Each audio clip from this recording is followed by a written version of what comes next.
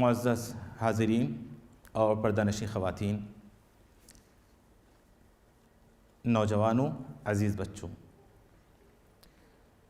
ہمارے دعویٰ کورس کا یا ایک تربیتی پروگرام کا آج دوسرا دن ہے۔ پھر سے میں آپ تمام کا آج کے اس دن کی آمد پر استقبال کرتا ہوں، فیا اہلاً و سہلاً و مرحبا، اور اس دعا کے ساتھ میں پروگرام کا آغاز کروں گا کہ اللہ رب العالمین ہمیں نفع بخش علم عطا فرما۔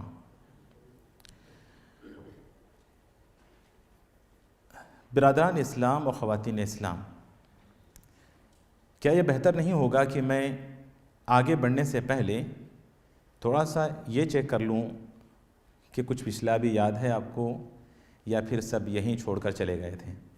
جو کچھ ہم نے آپ کو دیا تھا آپ ساتھ لے کر گئے یا یہیں چھوڑ کر چلے گئے ہیں، یہ میں تھوڑا سا چیک کر لیتا ہوں۔ اس کو پروجیکٹر کو بولو بند کر دینے کے لیے، ضرورت نہیں ہے اس کی آج۔ پریزنٹیشن جن کے پاس تھے وہ صاحب نہیں پہنچ پائے ہیں، تو اس لیے میں اس کو بند کر رہا ہوں۔ آج مجھے صرف سنیے، وہاں دیکھے بغیر جی۔ تو کیا یہ بہتر نہیں ہے کہ میں دیکھ لوں آپ لوگوں کو کہ آپ لوگ ساتھ لے کر گئے اور لے کر آئے ہیں یا یہیں چھوڑ کر چلے گئے تھے؟ کیا خیال ہے آپ لوگوں کا؟ دیکھ لوں؟ چلیے ماشاءاللہ۔ اور میرے خیال میں دائیں جانب سے شروع کرنا زیادہ اچھا ہوتا ہے۔ رسول اللہ صلی اللہ علیہ وسلم کان یحب التیمم فی شأنہ کلہ۔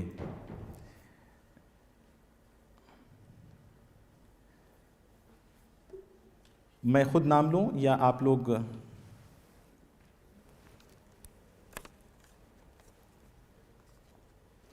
میں خود نام لوں یا پھر آپ لوگ خود سے ہاتھ اٹھائیں گے؟ اچھا سوال کروں، اس کے بعد دیکھیں گے سوال آسان ہو تو ہاتھ اٹھائیں گے۔ چلیں ٹھیک ہے، میں خود ویسے پوچھ لیتا ہوں۔ یہاں ماشاءاللہ شباب بیٹھے ہوئے ہیں، شباب کی ایک ٹیم، یہ امت کا مستقبل ہیں۔ جو درمیان میں بیٹھے ہیں ان کو بالکل سامنے بیٹھے ہونا چاہیے تھا۔ بھائی سے میں پوچھتا ہوں انشاءاللہ، مائک ہے؟ وائرلیس مائک رکھا ہے انہوں نے؟ جی اچھا، آپ تینوں کا پہلا دن ہے یا چاروں کا؟ صرف تینوں کا نا؟ چلو بچ گئے تینوں۔ یہاں سے سٹارٹ کرتے ہیں۔ جی بھائی کو مائک دیجئے۔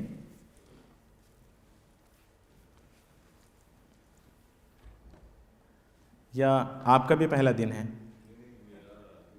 دوسرا دن ہے، چلیے ٹھیک ہے۔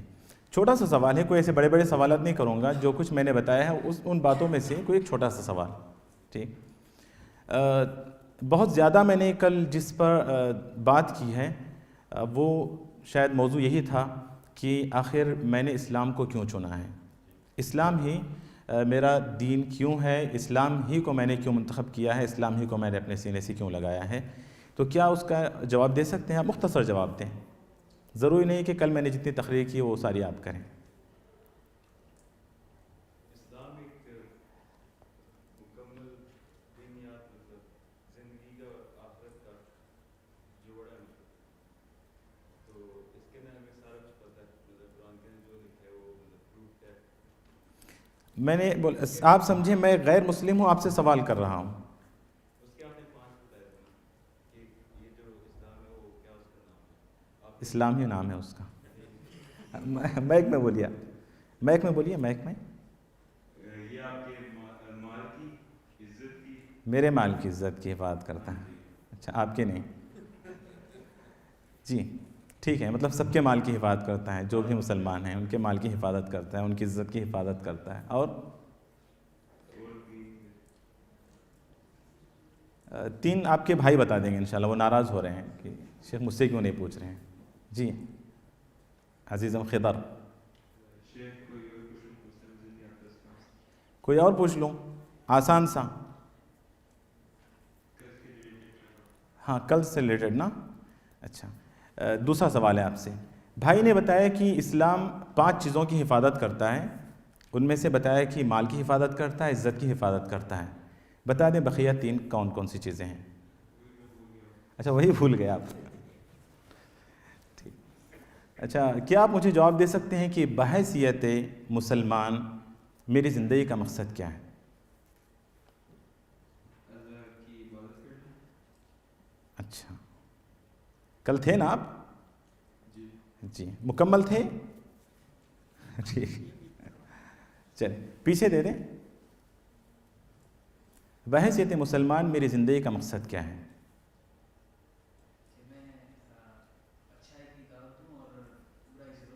بارک اللہ فیک. حسن صفدر ہیں آپ؟ ماشاء اللہ، بارک اللہ فیک. صحیح جواب ہے آپ کا. چلے کوئی بات نہیں، بس مجھے اندازہ ہو گیا کہ کچھ لوگ لے کر گئے تھے، کچھ لوگ چھوڑ کے چلے گئے تھے یہاں پہ، لیکن آج درخواست کروں گا کہ سن کر لے کر جائیے، پھر واپس لے کر بھی آئیے اس کو. ٹھیک، چلیں آگے بڑھتے ہیں ہم لوگ. کل کا جو خطاب تھا میرا وہ تمہیدی خطاب تھا، کیونکہ ایک دعوتی پروگرام ہے، تو دعوت کی اہمیت پر کچھ باتیں میں نے آپ لوگوں کے سامنے ذکر کی تھیں. اب ہم داخل ہوتے ہیں قرآن کے قصص، قرآن کے واقعات کی طرف.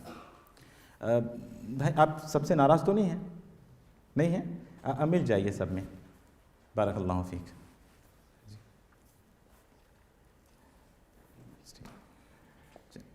وحدت میں برکت ہے، ٹھیک ہے، اور یہ اس طرح الگ الگ رہنا بھی ٹھیک نہیں، اس لیے میں نے بھائی کو بلا لیا، شاید وہ تھوڑا سا شرما رہے تھے آپ لوگوں سے.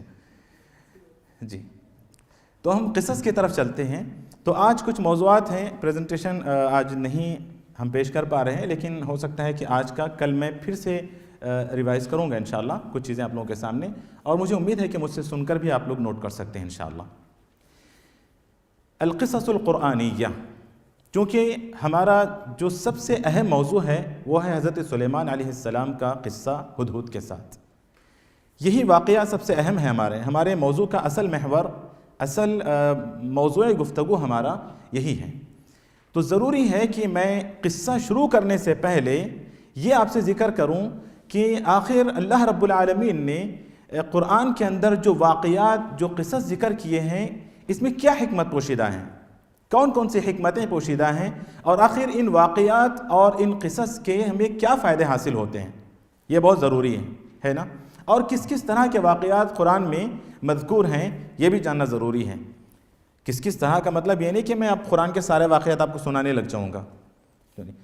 قرآن کے جو واقعات ہیں، القصص القرآنیہ، سب سے پہلی چیز قرآن کے جو واقعات ہیں وہ سب سے سچے واقعات ہیں.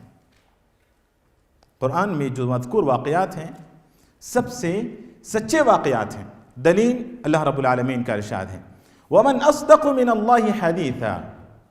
اللہ رب العالمین سے سچ زیادہ کون بول سکتا ہے؟ اللہ رب العالمین سے زیادہ سچا کون ہو سکتا ہے؟ اس سے زیادہ سچ کون بول سکتا ہے؟ تو قرآن کے جو واقعات ہیں وہ اصدق ہیں، مطلب اصدق کا سب سے سچے واقعات ہیں. اور قرآن کے جو واقعات ہیں وہ احسن ہیں، سب سے اچھے واقعات ہیں. یہ بات الگ ہے کہ آج کل یہ امت جھوٹے قصوں کی عادی ہو چکی ہے، جھوٹے واقعات کی عادی ہو چکی ہے. جب ان کے سامنے قرآن کے اندر موجود واقعات ذکر کیے جاتے ہیں تو انہیں سکون نہیں ہوتا. کیا ہے مولانا یہ کبھی بھی وہی پرانی باتیں ذکر کرتے رہتے ہیں، کچھ نیا لے کر آئیں. میرے استاذ ایک ہیں شیخ عبداللہ المدنی حفظہ اللہ، اللہ انہیں زندگی دے، صحت دے، عمر دے، ان کو صحت و عافیت دے، ایمان سے رکھے.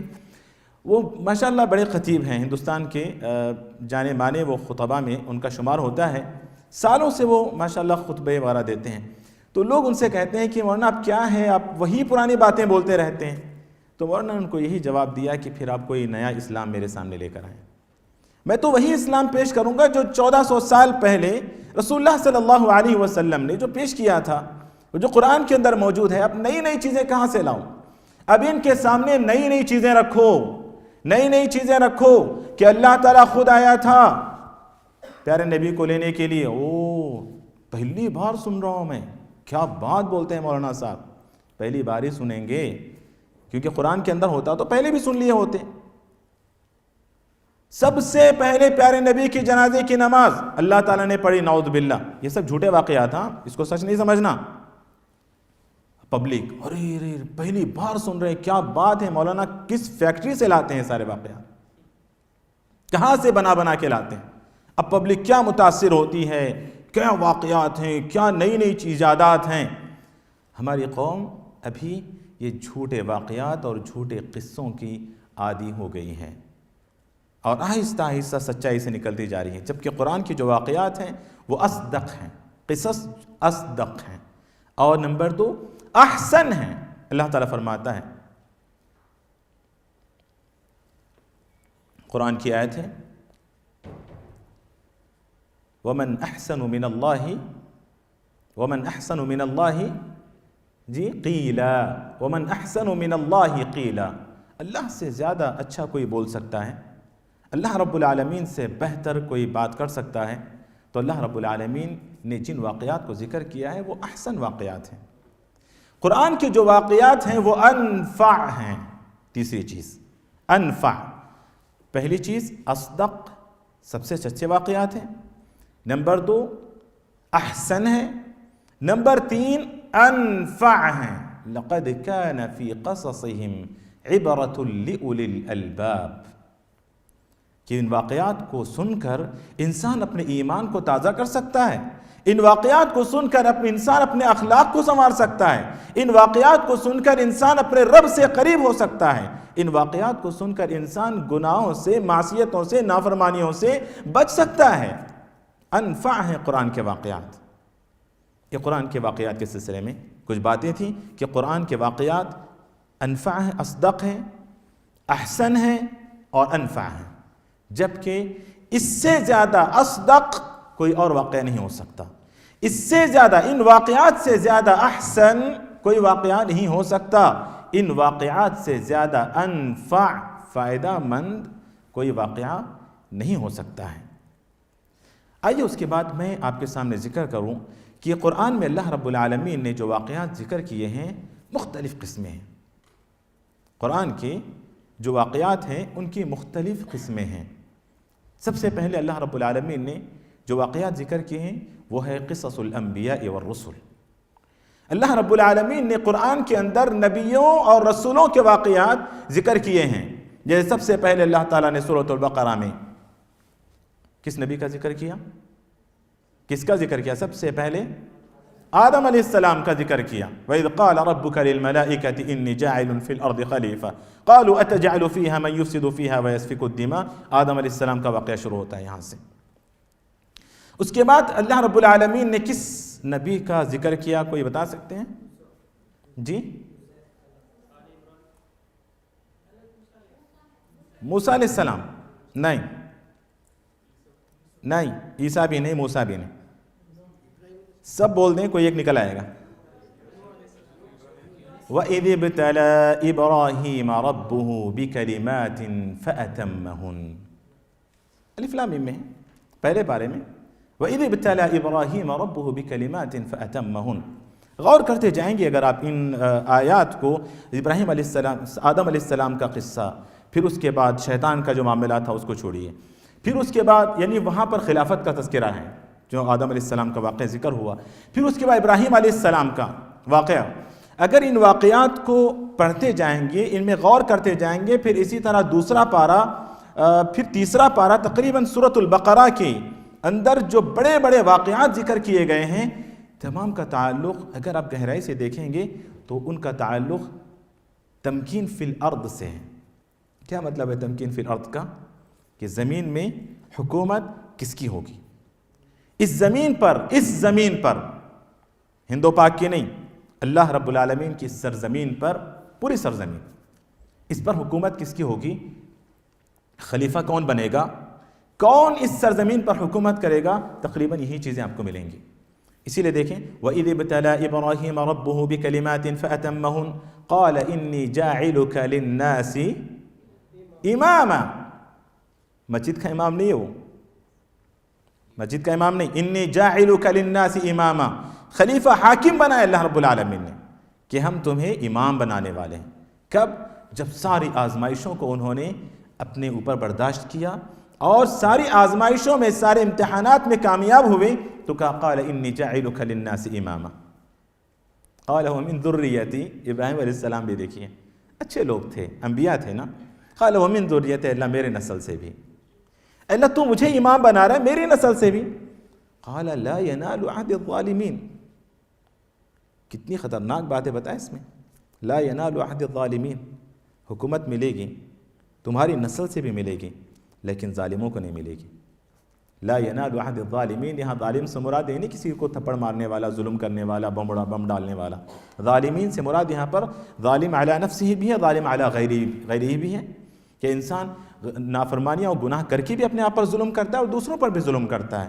تو نافرمانی بھی ایک طرح کا ظلم ہے، اور سب سے بڑا ظلم شرک ہے، جیسا کہ اللہ رب العالمین نے کہا ان الشرک لظلم عظیم. تو اللہ کہتا ہے کہ جب ابراہیم علیہ السلام نے کہا قال ومن ذریتی، اے اللہ میری نسل سے بھی، تو کہا قال لا ینال عہد الظالمین، نہیں، ظالموں کو یہ چیز نہیں ملے گی.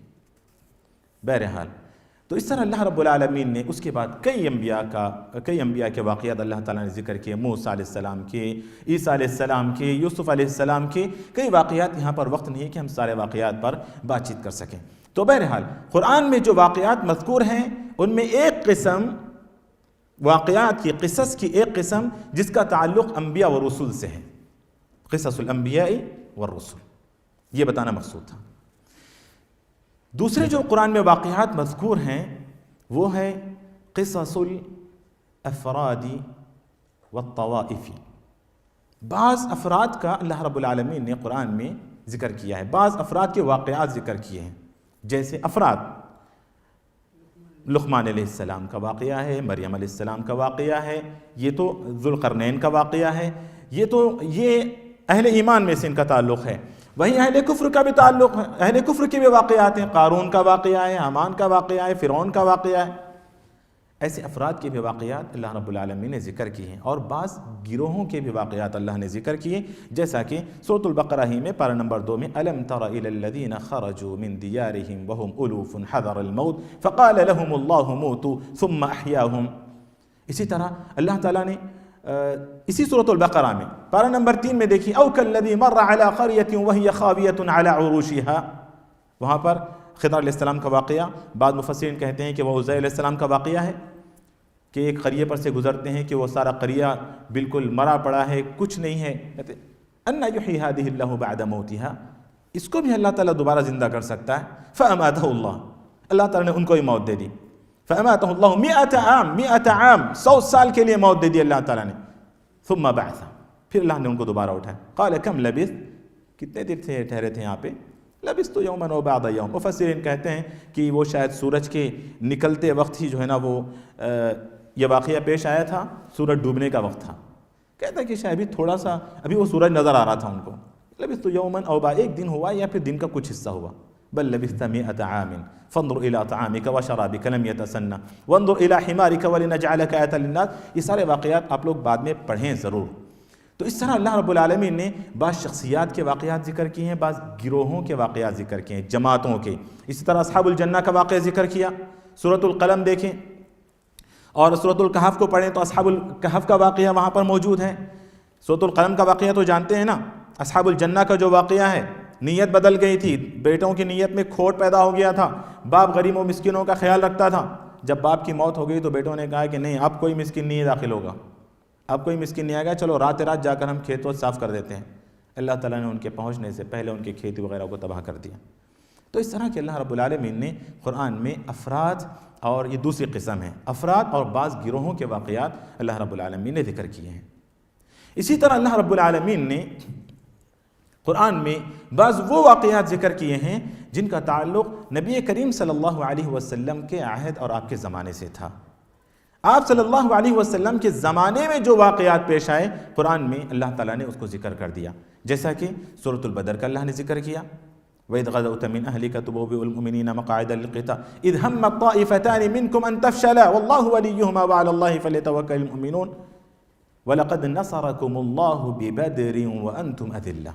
اللہ اکبر. جنگ بدر دیکھیے کیا واقعہ ہے. وَلَقَدْ نَصَرَكُمُ اللَّهُ بِبَدْرٍ وَأَنْتُمْ أَذِلَّةٌ. کس قدر کمزور تھے مسلمان، اور تعداد بھی 3000. کتنی تعداد تھی ان کی؟ 313 کی. 313 کے. اللہ اکبر. اس قدر کمزور اور پھر نہتے مسلمان، نہ ہتھیار مکمل، نہ جانور مکمل، نہ کچھ. وَلَقَدْ نَصَرَكُمُ اللَّهُ بِبَدْرٍ وَأَنْتُمْ أَذِلَّةٌ فَاتَّقُوا اللَّهَ لَعَلَّكُمْ تَشْكُرُونَ. اتقوا للمؤمنین ان یکفیکم، ایک لمبا واقعہ ہے یہاں پر. تو اللہ رب العالمین اس طرح جنگ بدر کا ذکر کیا، جنگ احد کا ذکر کیا، جنگ احزاب کا ذکر کیا، اور بھی کئی اس طرح کے واقعات اللہ رب العالمین نے قرآن میں ذکر کیے ہیں جن کا تعلق نبی کریم صلی اللہ علیہ وسلم کے عہد سے تھا. تو اس طرح پتہ چلا کہ قرآن کے جو واقعات ہیں وہ اصدق ہیں، احسن ہیں، انفع ہیں. ادھر 3 اور ادھر 3 کہ قرآن کے واقعات جو مذکور ہیں قرآن میں ان کو ہم 3 حصوں میں تقسیم کر سکتے ہیں. نمبر 1 بولے جی انبیاء و رسول کے واقعات. نمبر 2 انشاءاللہ انہی میں سے حضرت سلیمان علیہ السلام کا بھی قصہ ہے جو ہم لوگ انشاءاللہ بہت جلد شروع کرنے والے ہیں. جی اس کے بعد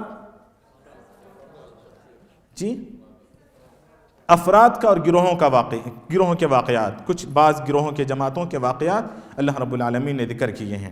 مثالیں ضرور یاد رکھیں. جی نمبر 3 جی وہ ان واقعات کا تذکرہ کیا اللہ رب العالمین نے جو واقعات نبی کریم صلی اللہ علیہ وسلم کے زمانے میں پیش آئے. تو ان باتوں کو ضرور یاد رکھیے. اب ہم آگے بڑھتے ہیں کہ آخر اتنے سارے واقعات قرآن کے اندر اللہ تعالیٰ نے ذکر کیے ہیں، کیا حکمتیں ہیں یا ان واقعات کے کیا فائدے ہیں؟ زبردست فائدہ. رات میں سونے سے پہلے ایک واقعہ نانی اماں کو سنانے کے لیے بولنا تاکہ اچھی سی نیند آ جائے. یہ بہت بڑا فائدہ ہے نا؟ نہیں فائدہ ہوتا ہے؟ فائدہ ہوتا ہے کہ رات میں سونے سے پہلے اماں کو بولیے میں ایک واقعہ سنا، اور واقعہ سن کے سو جانا. تو یعنی سب سے بڑا فائدہ ہے کہ قرآن کے واقعہ سن کے سو جائیں. میں یہ حقیقت نہیں ہے، آپ لوگ سیریس ہو کے نوٹ نہیں کر لینا جلدی. یہ ہمارا المیہ ہے، یہ ہمارا المیہ ہے کہ یہ واقعات ہمیں جگانے کے لیے ہیں اور ہم ان کو سلانے کے لیے استعمال کر رہے ہیں. یہ میں بتانا چاہتا ہوں، اس کو جلدی سے نوٹ نہیں کرنا کہ چلو فائدہ نمبر 1 رات میں سونے سے پہلے ایک واقعہ، ایسے نوٹ نہیں کرنا اس کو. یہ ہمارا بہت بڑا المیہ ہے. ہماری مائیں الحمدللہ بہت اچھی بات ہے بچوں کو واقعات سنانا صحابہ کے اور انبیاء کے واقعات جو قرآن میں مذکور ہیں وہ واقعات سنانا اپنے بچوں کو بہت اچھی چیز ہے. اچھا کچھ لوگ نمبر 2 ٹائم پاس کرنے کے لیے واقع سننا، واقعوں سے ٹائم بھی پاس ہوتا ہے، نہیں نوٹ کرنا ہے اس کو. یہ ہمارا المیہ، ہماری بگڑی شکل ہے یہ کہ ٹائم پاس کرنے کے لیے. پھر یہ نہیں ہے چلو ایک کام کرو حضرت یوسف کا قصہ ڈال دو، بڑا رومانٹک بھی بنایا ہوا ہے لوگوں نے، بولے یہ قصہ ڈال دو. لوگ پورے اجر و ثواب کی نیت سے دیکھتے ہیں یوٹیوب میں. نعوذ باللہ من ذالک. قرآن نہیں پڑھیں گے لیکن یوٹیوب میں جا کر قصہ دیکھیں گے یوسف علیہ السلام کا اور پورا اجر و ثواب اس کی نیت سے دیکھتے ہیں. وہ سمجھتے ہیں کہ چلو ایک ایک منٹ میں جو ہے نا یہاں پر ایک ایک نیکی بڑھ رہی ہے اور ان کا درجہ بھی بلند ہو رہا ہے. نعوذ باللہ من ذالک. ایسے ثواب کی نیت سے. اور کچھ عورتیں تو دوپٹہ ڈال کے دیکھتی ہیں کیونکہ یوسف علیہ السلام آ جائیں گے بیچ بیچ میں. نعوذ باللہ. یہ حالت ہے ہماری.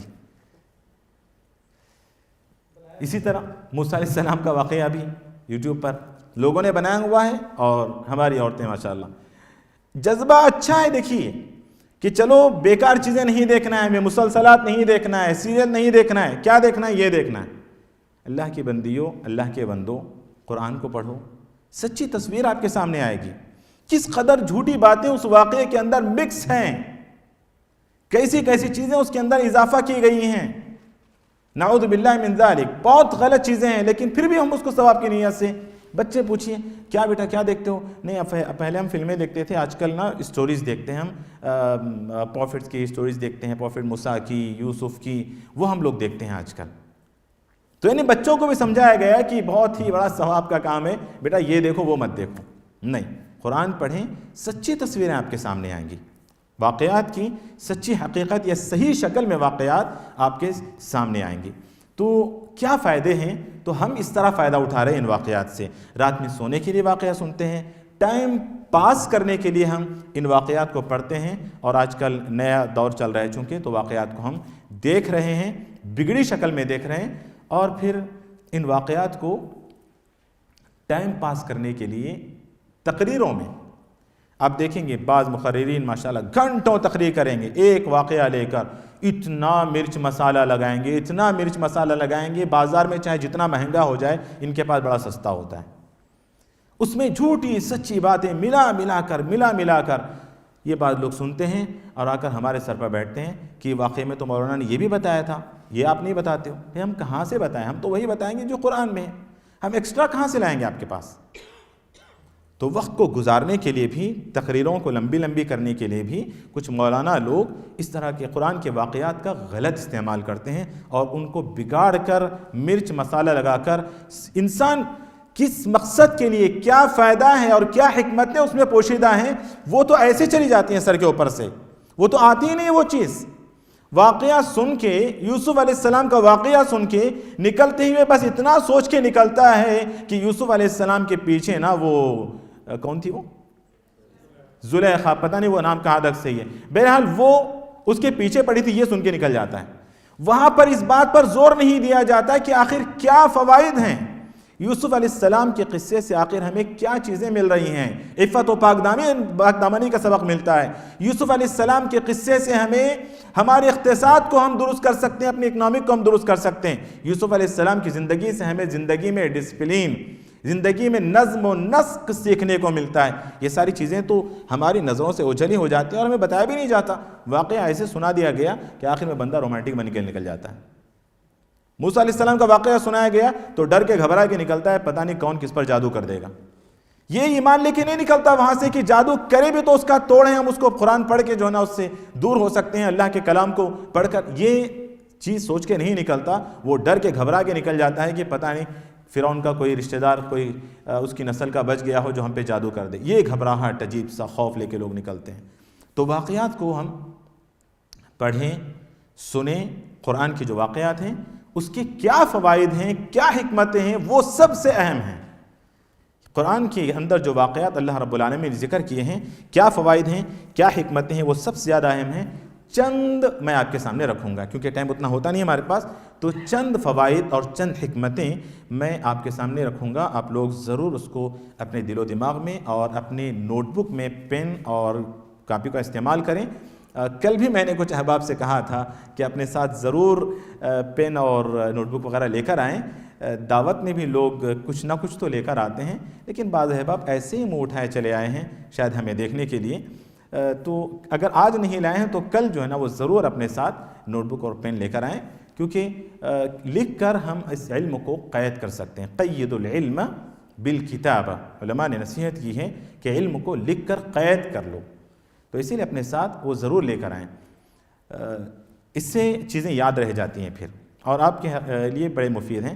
کچھ احباب جو ہے نا بازو سے پیپر مانگ لے رہے ہیں، ہے پیپر دے دے، جلدی جلدی پیپر دے ادھر سے، ایسے بھی نہیں کریں۔ 1-2 ریال میں نوٹ بک ملتی ہے، انشاءاللہ مجھے امید ہے کہ کل سے کم آپ لوگ اس کا اہتمام کریں گے انشاءاللہ۔ چلیے، تو آج کم سے کم اپنے دل و دماغ میں اس کو بٹھانے کی کوشش کریں۔ تو قرآن کے حکم القصص و فوائدها، قرآن کے اندر مذکور جو واقعات ہیں، جو قصص ہیں، اس کی کیا حکمتیں ہیں اور کیا فوائد ہیں۔ آئیے، سب سے پہلا فائدہ بیان حکمت اللہ تعالی۔ اللہ رب العالمین نے جو واقعات قرآن کے اندر ذکر کیے ہیں، سب سے پہلی چیز یہ ہے کہ اللہ رب العالمین اپنی حکمت کو آپ تک پہنچانا چاہتے ہیں، یہ اپنی حکمت بتانا چاہتے ہیں۔ رب العالمین اپنی حکمت بتا رہے ہیں، رب العالمین حکمت اللہ سبحانہ و تعالی، جیسا کہ اللہ رب العالمین نے کہا سورہ قمر کی آیت نمبر 4 اور 5 میں، وَلَقَدْ جَاءَهُمْ مِنَ الْأَنْبَاءِ مَا فِيهِ مُزْدَجَرٌ حِكْمَةٌ بَالِغَةٌ فَمَا تُغْنِ النُّذُرُ۔ سورہ قمر کی آیت نمبر 4 اور 5 ہے۔ اللہ تعالیٰ فرماتے ہیں کہ وَلَقَدْ جَاءَهُمْ مِنَ الْأَنْبَاءِ، بہت ساری خبریں ان کے پاس آئی ہیں، مطلب بہت سارے واقعات ان کے پاس آئے ہیں۔ کیا ہے اس میں؟ مَا فِيهِ مُزْدَجَرٌ، اس کے اندر ڈانٹ ہے، ڈپٹ ہے، رب العالمین کا غضب ہے، رب العالمین کا غصہ ہے، رب العالمین کی ناراضگی ہے۔ وَلَقَدْ جَاءَهُمْ مِنَ الْأَنْبَاءِ مَا فِيهِ مُزْدَجَرٌ، جن واقعات کو سن کر ہم وقت کو گزارتے ہیں، جن واقعات کو سن کر ہم آرام سے سوتے ہیں، اس کے اندر مزدجر ہے، ڈانٹ ہے رب العالمین کی۔ یہ اللہ تعالیٰ کہتا ہے کہ وَلَقَدْ جَاءَهُمْ مِنَ الْأَنْبَاءِ مَا فِيهِ مُزْدَجَرٌ، اس کے بعد کا حکمۃ بالغہ، اس میں بے حد رب العالمین کی ایک بہت بڑی حکمت ہے۔ فَمَا تُغْنِ النُّذُرُ، لیکن ان واقعات کو پڑھ کر دیکھیں گے آپ، یہ ان کے بارے میں کہا جا رہا ہے کہ جن پر اللہ رب العالمین کا عذاب نازل ہوا، کہا فما تغنی النذور، کتنے مرتبہ ان کو ڈرایا گیا، لیکن اتنا ڈرانا کرنا ان کے لیے کوئی فائدہ نہیں ہوا، ان کو کچھ فائدہ نہیں ہوا اس سے۔ تو بیان و حکمت اللہ، اللہ تعالیٰ اپنی حکمت کو ذکر کر رہے ہیں ان واقعات کے اندر۔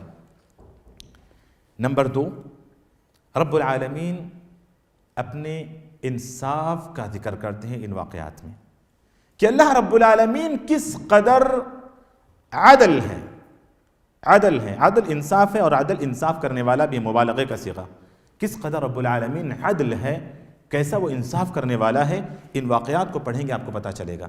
اللہ رب العالمین بے انتہا رحم کرنے والا ہے، اس میں کوئی شک نہیں ہے، لیکن انصاف کرنے والا بھی ہے۔ اسی لیے سورۃ الفاتحہ اگر آپ نے بار بار پڑھی ہو، سنی ہو، سمجھنے کی کوشش کی ہو کسی سے، تو انہوں نے ضرور یہ بتایا ہوگا کہ سورۃ الفاتحہ میں الحمدللہ رب العالمین الرحمن الرحیم، اللہ نے اپنے بے پناہ رحم و کرم کا ذکر کرنے کے بعد کہا کہ مالک یوم الدین۔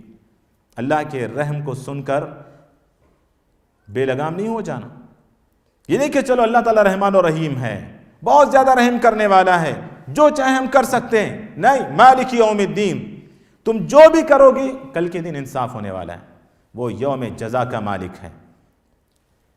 اگر دنیا کے اندر جج صاحب قاتل کو معاف کر دیں، قاتل بولتے ہیں وہ کیا رحم دل ہیں جج صاحب، جج نے قاتل کو معاف کر دیا اور قاتل نے بولا کہ کیا رحم دل ہیں جج صاحب، بڑے رحم دل ہیں، کیا بولو گے آپ؟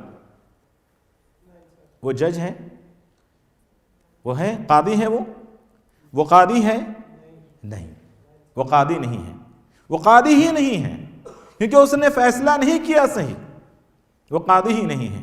رب العالمین انصاف کرنے والا، جہاں رب العالمین رحم کرنے والا ہے وہیں ظالموں کو ان کا بدلہ بھی دینے والا ہے۔ اللہ رب العالمین نے جو واقعات قرآن کے اندر ذکر کیے ہیں اس میں اللہ رب العالمین اپنے انصاف کا ذکر کرتے ہیں کہ وَمَا ظَلَمْنَاهُمْ وَلَكِنْ ظَلَمُوا أَنفُسَهُمْ فَمَا أَغْنَتْ عَنْهُمْ آلِهَتُهُمُ الَّتِي يَدْعُونَ مِن دُونِ اللَّهِ مِن شَيْءٍ لَمَّا جَاءَ أَمْرُ رَبِّكَ وَمَا زَادُوهُمْ غَيْرَ تَتْبِيبٍ۔ سورہ ہود کی آیت ہے، آیت نمبر 25 سے لے کر 26 تک دیکھیے۔ اللہ تعالیٰ فرماتے ہیں کہ ہم نے ان پر ظلم نہیں کیا، وَمَا ظَلَمْنَاهُمْ وَلَكِنْ ظَلَمُوا أَنفُسَهُمْ، انہوں نے اپنے آپ پر ظلم کر لیا ہے۔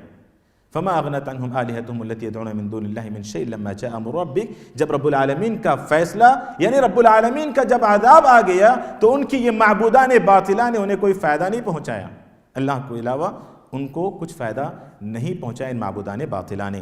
تو یہاں پر رب العالمین نے کہا کہ وما ظلمناہم ولکن ظلموا انفسہم۔ سارے واقعات قرآن کے اندر جو ذکر کیے گئے ہیں اس کا ایک فائدہ، ایک حکمت رب العالمین کا انصاف، اس کا مظاہرہ ہے۔ نمبر 3، قرآن کے اندر جو واقعات اللہ رب العالمین نے ذکر کیے ہیں ان واقعات سے اللہ رب العالمین اہل ایمان کو ثابت قدمی کی تعلیم دے رہے ہیں اور یہ بتا رہے ہیں کہ جو ثابت قدم رہتے ہیں ہر حالت میں اللہ رب العالمین کیسے ان کو اجر دیتے ہیں، یہ رب العالمین ذکر کر رہے ہیں۔ جیسے کہ اللہ رب العالمین نے سورۃ القمر ہی کی آیت ہے، آیت نمبر 34 اور 35 کہ انا ارسلنا علیہم حاصبا الا آل لوط، ہم نے لوط کی قوم پر پتھروں کی بارش نازل کر دی لیکن آل لوط کو ہم نے بچا لیا۔ آل لوط سے مراد یہاں پر وہ جو لوط علیہ السلام پر ایمان لائے تھے، آل لوط کو ہم نے بچا لیا۔ کہ کذالک نجزی من شکر، اسی طرح ہر شکر ادا کرنے والے کو، رب العالمین کی قدر کرنے والے کو ہم اسی طرح بدلہ دیتے ہیں۔ الا آل لوط نجیناہم بسحر نعمتا من عندنا کذالک نجزی من شکر۔ اللہ اکبر۔ آگے دیکھیے کس طرح اللہ تعالیٰ کہتے ہیں کہ انا ارسلنا علیہم حاصبا الا آل لوط نجیناہم بسحر نعمتا من عندنا کذالک نجزی من شکر۔ یہ ہمارا احسان ہے کہ ہم ہر شکر گزار اور قدردان کی ہم قدر کرتے ہیں اور اسی طرح ہم بدلہ دیتے ہیں۔ یہ ثابت قدم رہنے والوں کو ہم کس طرح بدلہ دیتے ہیں، ان واقعات سے اللہ رب العالمین پرانے قوموں کے واقعات ذکر کر کے اللہ رب العالمین یہاں پر یہ بتانا چاہتے ہیں کہ وہ کس قدر ثابت قدم اہل ایمان کو اجر و ثواب دیتے ہیں۔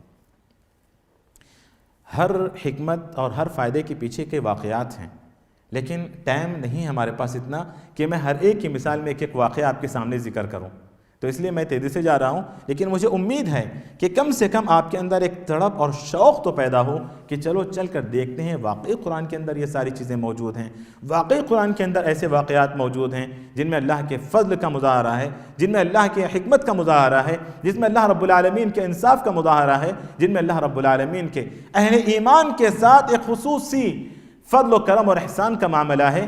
ایسے واقعات کو ہم پڑھیں، یہ شوق تو کم سے کم آپ یہاں سے لے کر جا سکتے ہیں۔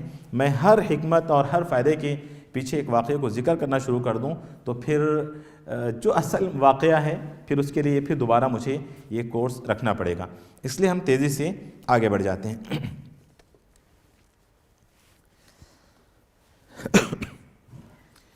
قرآن کے اندر جو واقعات مذکور ہیں، ان واقعات کے پیچھے جو ایک حکمت ہے یا ایک فائدہ ہے وہ ہے کافروں کو ڈرانا، جو سرکش لوگ ہیں ان کو ڈرانا کہ دیکھو پچھلی قوموں نے اللہ کے ساتھ نافرمانی کی، اللہ کا انکار کیا، ان کے ساتھ اللہ رب العالمین نے کس طرح کا معاملہ کیا، کیسی اللہ تعالیٰ نے ان کو سزائیں دی، کیسے عذابات ان پر نازل ہوئے، تم بھی سدھرو۔ یہ کافروں کو اور اہل جحد کو اللہ رب العالمین، جہد نہیں ہے، انکار سرکشی کرنے والوں کو اللہ رب العالمین ڈرا رہے ہیں، جیسا کہ اللہ تعالیٰ نے کئی جگہ قرآن میں کہا فَلَمْ يَسِيرُوا فِي الْأَرْضِ فَيَنْظُرُوا كَيْفَ كَانَ عَاقِبَةُ الَّذِينَ مِنْ قَبْلِهِمْ، کیا وہ زمین پر نہیں چلتے ہیں اور کیا وہ نہیں دیکھتے ہیں کہ کیسے انجام ہو ان لوگوں کا جو ان سے پہلے گزر چکے ہیں۔ تو قرآن کے واقعات، اس کا مقصد، اس کی حکمت یہ ہے کہ کافروں کو اللہ رب العالمین ڈرا رہے ہیں، کافروں کو ڈرانا، یعنی کافر سے مراد یہاں پر جو اللہ رب العالمین کا انکار کرتے ہیں، اللہ کے رسول کا انکار کرتے ہیں، ایسے لوگوں کو ڈرانا پچھلی قوموں کے یا انکار کرنے والے یا کافروں کے واقعات کو ذکر کر کے۔ اور سب سے آخری جو بات ہے ابھی کے لیے، جو سب سے آخری بات ہے وہ ہے رسول اللہ صلی اللہ علیہ وسلم کو ثابت قدمی عطا کرنا۔ رسول اللہ صلی اللہ علیہ وسلم، آپ صلی اللہ علیہ وسلم نے جب نبوت کا اعلان کیا، کس طرح سے لوگوں نے آپ کے ساتھ سلوک کیا، کس طرح اپنوں سے لے کر غیروں تک ہر کسی نے آپ کے ساتھ بد سلوکی کی، کیسے آپ صلی اللہ علیہ وسلم کو پریشان کیا، زبان سے یعنی ہر طرح سے رسول اللہ صلی اللہ علیہ وسلم کو پریشان کیا گیا، تانے دے کر، گالیاں دے کر، طرح کے الزامات لگا کر، نفسیاتی طور پر، جسمانی طور پر آپ صلی اللہ علیہ وسلم کو پریشان اور ہراساں کرنے کی کوشش کی گئی۔ ایسے وقت اللہ رب العالمین نے پچھلے انبیاء کا واقعہ ذکر کیا۔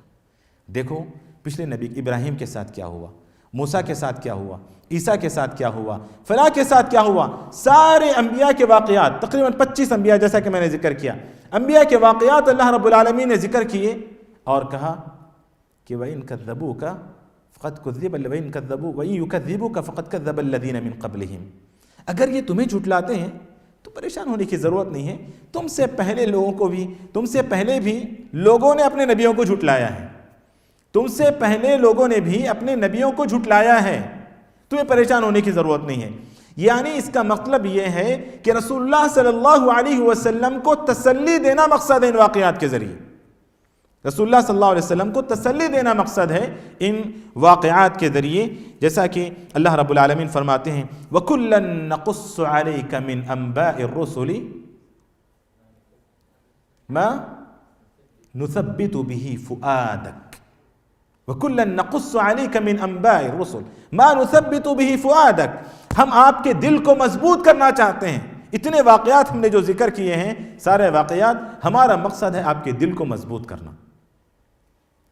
تو یہ ایک یعنی رسول اللہ صلی اللہ علیہ وسلم کو تسلی دینا۔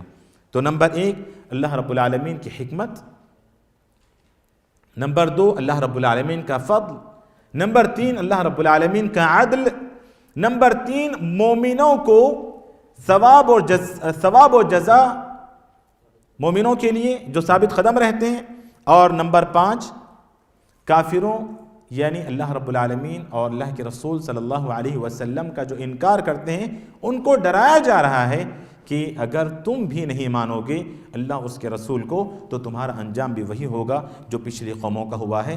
اور پھر نمبر 6، رسول اللہ صلی اللہ علیہ وسلم کو تسلی دینا، یہ بھی ایک مقصد ہے، جیسا کہ میں نے آیت کریمہ آپ لوگوں کے سامنے تلاوت کی ہے۔ اور آخری بات ایک اور بچی ہوئی، اس سے پہلے میں نے آخری بات بول دی تھی، ایک آخری بات، رسول اللہ صلی اللہ علیہ وسلم کی رسالت کا ثبوت، کہ اللہ کے رسول صلی اللہ علیہ وسلم سچے نبی تھے۔ دیکھیں اللہ کے رسول صلی اللہ علیہ وسلم کون سے مدرسے میں پڑھے تھے، کون سی کالج میں پڑھے تھے، کون سی یونیورسٹی میں، کون سی ڈگری تھی آپ کے پاس؟ نہیں، آپ کے بارے میں تو آتا ہے کہ آپ امی تھے۔ قل یا ایھا الناس انی رسول اللہ الیکم جمیعا الذی لہ ملک السماوات الذین یتبعون الرسول النبی الامی۔ امی کا مطلب میری ماں نہیں، ان پڑھ، جاہل کو بولتے ہیں امی عربی میں۔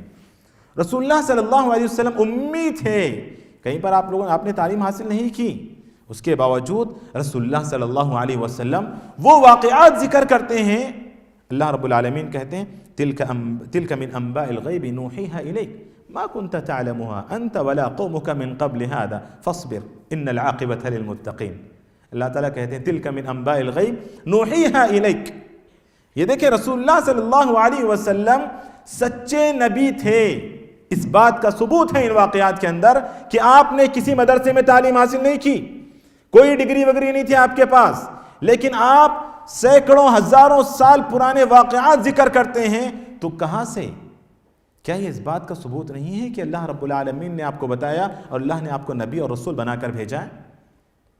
تو اللہ تعالیٰ وہی کہتا ہے کہ تلک من انباء الغیب، یہ تو غیب کی باتیں ہیں، یہ تو غیب کی باتیں تم بھی نہیں جانتی، تمہاری قوم بھی نہیں جانتی تھی۔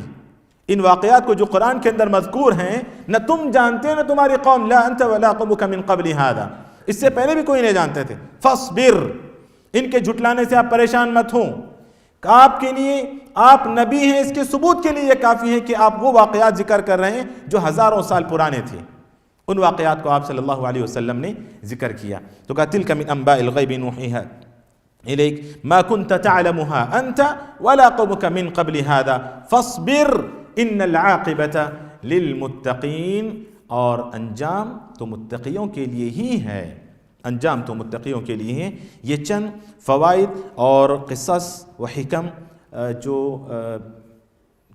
چند میں نے آپ لوگوں کے سامنے ذکر کیے ہیں، اس طرح کی اور بھی بہت سارے فوائد و حکم ہیں قرآن کے اندر جو واقعات مذکور ہیں اس کے، لیکن ٹائم اتنا نہیں ہے ہمارے پاس، تو اتنے چند جو ہیں یہ بھی اگر ہم اس کو اپنے ذہن میں رکھ لیں، اور ہر واقعہ سننے سے پہلے یا ہر واقعہ سنتے ہوئے آپ کے ذہن میں یہ باتیں ہونی چاہیے کہ کہاں اس واقعے کے اندر رب العالمین کا عدل نظر آ رہا ہے، کہاں اس واقعے کے اندر رب العالمین کا فضل نظر آ رہا ہے، کہاں اس واقعے کے اندر رب العالمین کی حکمتیں نظر آ رہی ہیں، کہاں اس واقعے کے اندر رسول اللہ صلی اللہ علیہ وسلم کے سچے نبی ہونے کا ثبوت مل رہا ہے، کہاں اس واقعے کے اندر مومنوں کو نبی کریم صلی اللہ علیہ وسلم کو تسلی دی جا رہی ہے، کہاں اس واقعے کے اندر کفار کو اور مشرکین کو ڈرایا اور دھمکایا جا رہا ہے۔ یہ ساری چیزیں، یہ ساری حکمتیں ہمارے ذہن میں ہونی چاہیے جب بھی ہم قرآن کا کوئی واقعہ پڑھیں یا سنیں۔ فی الحال نماز سے پہلے مطلب ابھی کا جو سیشن ہے اس میں اتنی باتیں کافی ہیں۔